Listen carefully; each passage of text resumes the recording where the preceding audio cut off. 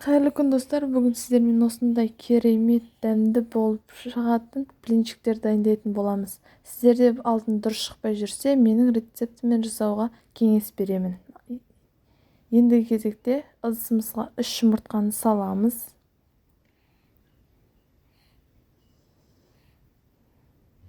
Жұмыртқаны саламыз және де кішкене тұз, сонан соң 4 ас қасық шекерді саламыз. Оны жақсылап венчикпен араластырамыз.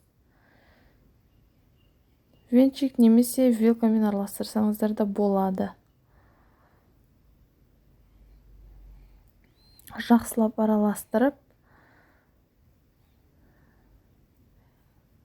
ендігі кезекте ұн саламыз. Барлық ингредиенттерді мен описанияға қалдырып кетемін. Ұн 200 грамм. Оны мен 2-3 бөліп салдым. Жақсылап араластырып аламыз да. Одан кейін сүтті қосамыз. 1 стакан.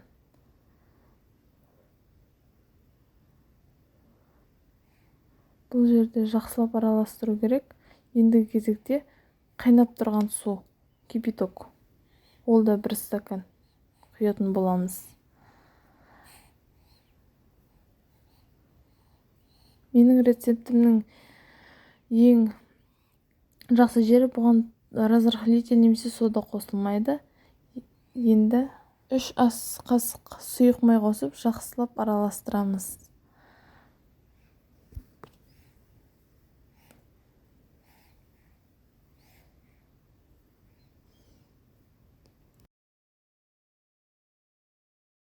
Консистенциясы дәл осындай болу қажет.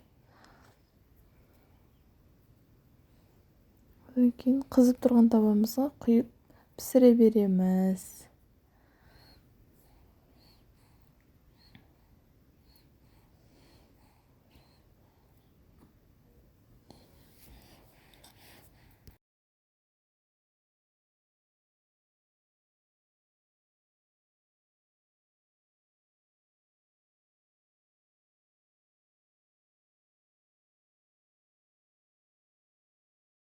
Рецепт ұнаса, менің каналыма лайк басып, тіркеліп және қоңыраушаның үстін басуды ұмытпаңыздар.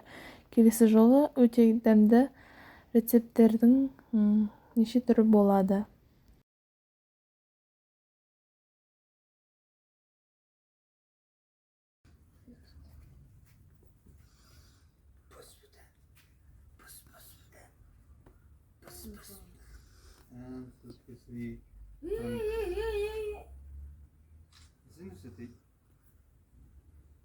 Осылай керемет дәмді блинчиктер шығады. Сіздермен болған меруерт.